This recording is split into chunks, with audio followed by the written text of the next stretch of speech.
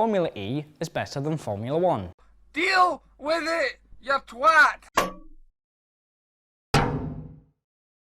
Formula E has been the biggest shake-up in single-seater motorsports since the internal combustion engine got wheels. But how does one compare a Ferrari 812 Superfast to a Renault Zoe?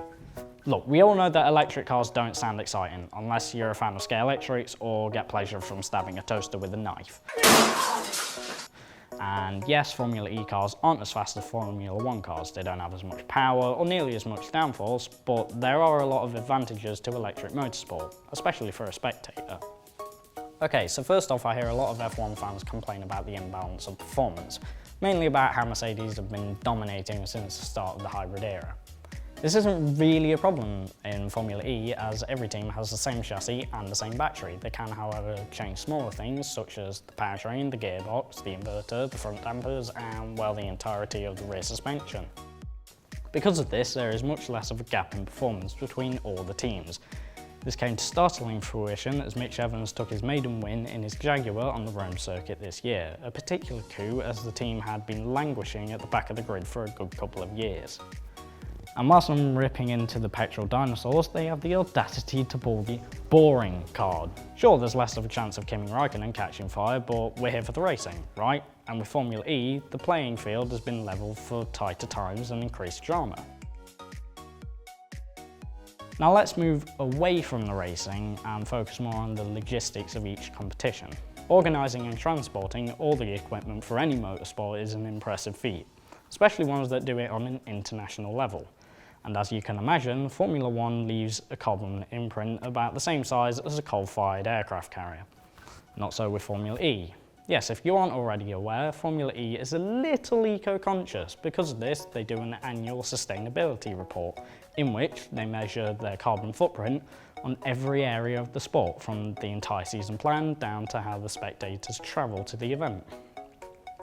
Put it this way, they're so eco-conscious, they encourage spectators to use public transport. They don't even have car parks.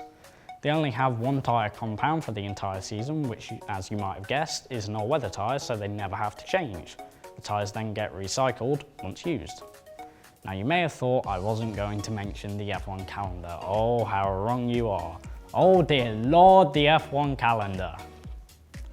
So they go from Australia to Bahrain to China, then to Azerbaijan, to Spain, off to Monaco, then to Canada, back to Europe with France, then Austria, Britain, Germany, again why, Hungary, Belgium, Italy, then Singapore to Sochi, Russia, okay, now they're taking the piss. Then how about some anime with Japan? Okay, now they're really taking the piss. And now for the final 4 rounds, Mexico, United States, Brazil, stop at F1, and finally Abu Dhabi. Formula E's calendar makes much more sense. Middle East, South America, Asia, Europe, North America. Okay, so why not just do it so you work from Europe and move east through to Asia, then to the Americas? I don't know. I'm sure they have their reasons, but they don't really need them after seeing the state of F1. Okay, to finish off, let's talk about the F word. No, fun. Remove your minds from the gutter. Because after all, if motorsport isn't fun, then there's no point.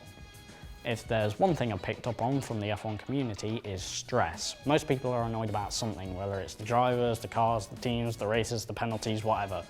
That's not saying Formula E doesn't suffer from the same problems, it does, but because of the regulations and the organisation, it's just more chill. You're there to watch the fastest electric cars pound it around your average town centre and have a nice day out.